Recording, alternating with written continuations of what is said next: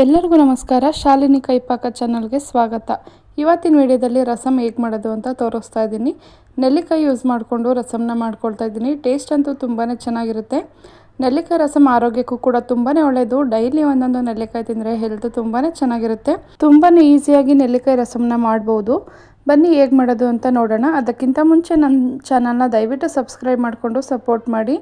Video ಇಷ್ಟ ಆಗಿದ್ರೆ ವಿಡಿಯೋಗೊಂದು like ಮಾಡಿ, ನಿಮ್ಮ ಫ್ರೆಂಡ್ಸ್ ಫ್ಯಾಮಿಲಿ ಜೊತೆ ಶೇರ್ ಮಾಡೋದನ್ನು ಮರಿಬೇಡಿ. ಇವಾಗ ಇಲ್ಲಿ ಒಂದು ದೊಡ್ಡ ಬೌಲ್ ತೊಗೊಂಡಿದ್ದೀನಿ.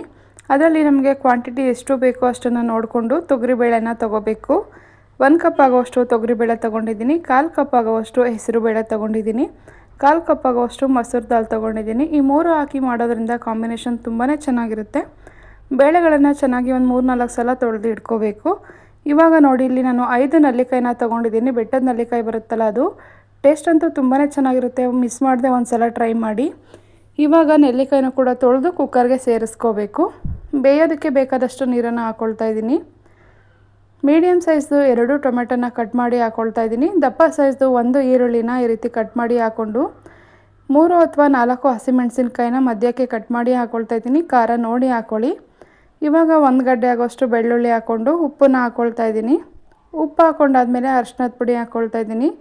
1/4 ಸ್ಪೂನಷ್ಟು ಅರಿಶಿನ ಪುಡಿ ಹಾಕ್ಕೊಂಡು 1/4 ಸ್ಪೂನಷ್ಟು ಜೀರಿಗೆನ ಹಾಕ್ಕೊಂಡು ಮಿಕ್ಸ್ ಮಾಡಿ ಈ ರೀತಿ ಲಿಡ್ ಕ್ಲೋಸ್ ಮಾಡಿ 4 ವಿಷಲ್ ಹಾಕಿಸ್ಕೋಬೇಕು. ಇವಾಗ ನೋಡಿ, ಈ ಕಡೆ ವಿಷಲ್ ಆಗೋಷ್ಟರಲ್ಲಿ ಚಿಕ್ಕ ಸೈಜ್ದು ಹುಣಸೆಹಣ್ಣನ್ನ ತೊಗೊಂಡು ನೆನೆಯೋದಕ್ಕೆ ಇಟ್ಕೊಳ್ತಾ ಇದ್ದೀನಿ. ನಾನಿಲ್ಲಿ 4 ವಿಷಲ್ ಹಾಕಿಸ್ಕೊಂಡಿದ್ದೀನಿ. ನೋಡಿ, ಓಪನ್ ಮಾಡಿ ತೋರಿಸ್ತಾ ಇದ್ದೀನಿ. ಬೇಳೆ ಎಲ್ಲ ತುಂಬಾ ಚೆನ್ನಾಗಿ ಬೆಂದಿದೆ.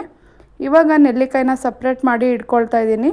ಬಿಸಿ ಬಿಸಿ ಅನ್ನದ ಜೊತೆ ಅಂತೂ ಈ ರಸಮ್ ತುಂಬಾ ರುಚಿಯಾಗಿರುತ್ತೆ. ನೆಲ್ಲಿಕಾಯಿ ಹಾಕಿ ಮಾಡಿದ್ದೀವಿ ಅಂತಲೇ ಅನಿಸಲ್ಲ, ಅಷ್ಟು ರುಚಿಯಾಗಿ ಇರುತ್ತೆ. ಇವಾಗ ನೋಡಿ, ನೆಲ್ಲಿಕಾಯಿ ಎಲ್ಲ ತುಂಬಾ ಚೆನ್ನಾಗಿ ಬೆಂದಿದೆ. ಸಪ್ರೇಟ್ ಮಾಡಿ ಇಟ್ಕೊಂಡು ಬೇಳೆನ ಈ ರೀತಿ ಸ್ಮ್ಯಾಶ್ ಮಾಡ್ಕೋಬೇಕು. 4 ವಿಷಲ್ ಹಾಕಿಸ್ಕೊಂಡಿದ್ದೀನಿ. ಈ ರೀತಿ ನೈಸ್ ಆಗೋವರೆಗೂ ಸ್ಮ್ಯಾಶ್ ಮಾಡ್ಕೋಬೇಕು. ನೋಡಿ, ಇವಾಗ ಸ್ಮ್ಯಾಶ್ ಮಾಡ್ಕೊಂಡು ಆದಮೇಲೆ ಸಪ್ರೇಟ್ ತೆಗೆದಿಟ್ಕೊಂಡಿದ್ವಲ್ಲ ಆ ನೆಲ್ಲಿಕಾಯಿನ ಈ ರೀತಿ ಬಿಡಿಸಿ ಹಾಕ್ಕೊಳ್ತಾ ಇದ್ದೀನಿ. ನೆಲ್ಲಿಕಾಯಿನ ಬಿಡಿಸಿ ಆದರೂ ಹಾಕೋಬೋದು ಅಥವಾ ಉಂಡೆ ರೀತಿ ಆದರೂ ಹಾಕೋಬೋದು. ನಾನಿಲ್ಲಿ ಬಿಡಿಸಿ ಹಾಕ್ಕೊಳ್ತಾ ಇದ್ದೀನಿ. ಬಿಡಿಸಿ ಹಾಕ್ಕೊಂಡಾದ್ಮೇಲೆ ನೋಡಿ, 5 ಕೂಡ ಬಿಡಿಸಿ ಹಾಕ್ಕೊಂಡಾದ್ಮೇಲೆ 1-2 ನಿಮಿಷ ಸ್ಮ್ಯಾಶ್ ಮಾಡ್ಕೊಳ್ತಾ ಇದ್ದೀನಿ. ಉಂಡೆ ರೀತಿ ಹಾಕಿದ್ರೂ ಕೂಡ ಟೇಸ್ಟು ಚೆನ್ನಾಗಿರುತ್ತೆ.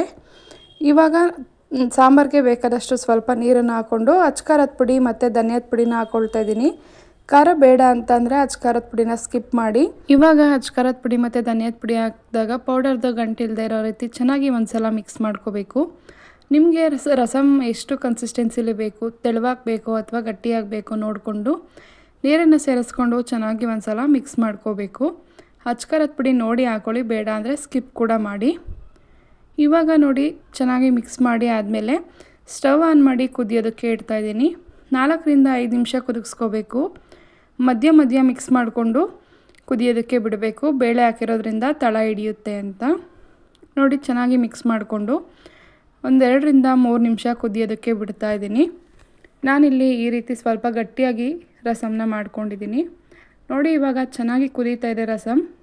3-4 ನಿಮಿಷ ಆಗಿದೆ. ಈ ರೀತಿ ಸುತ್ತ ನೊರೆ ಹೋಗೋವರೆಗೂ ಚೆನ್ನಾಗಿ ಕುದಿಸ್ಕೊಂಡು ರುಚಿ ನೋಡಿ, ಉಪ್ಪು ಸಪ್ಪೆ ಅಂತ ಅಂದರೆ ಉಪ್ಪು ಬೇಕಾದರೆ ಉಪ್ಪನ್ನ ಹಾಕ್ಕೊಂಡು ಮೊದಲೇ ನೆನೆಸಿಟ್ಕೊಂಡಿರ್ತೀವಲ್ಲ ಹುಣಸೆಹಣ್ಣಿನ ರಸನ ಹಾಕ್ಕೊಂಡು ಚೆನ್ನಾಗಿ ಒಂದು ಸಲ ಮಿಕ್ಸ್ ಮಾಡ್ಕೋಬೇಕು. ನೀವು ರಸಮ್ ಕನ್ಸಿಸ್ಟೆನ್ಸಿ ನೋಡಿಕೊಂಡು ಇವಾಗ ಬೇಕಾದರೂ ನೀರನ್ನು ಸೇರಿಸ್ಕೋಬೋದು. ಇವಾಗ ಸುತ್ತ ನೊರೆ ಹೋಗಿ ಚೆನ್ನಾಗಿ ಕುದ್ದಿ ಆದಮೇಲೆ ಲಾಸ್ಟಲ್ಲಿ ಸ್ಟವ್ನ ಲೋ ಫ್ಲೇಮ್ ಇಟ್ಕೊಂಡು ಒಗ್ಗರಣೆ ಹಾಕೋಬೇಕು.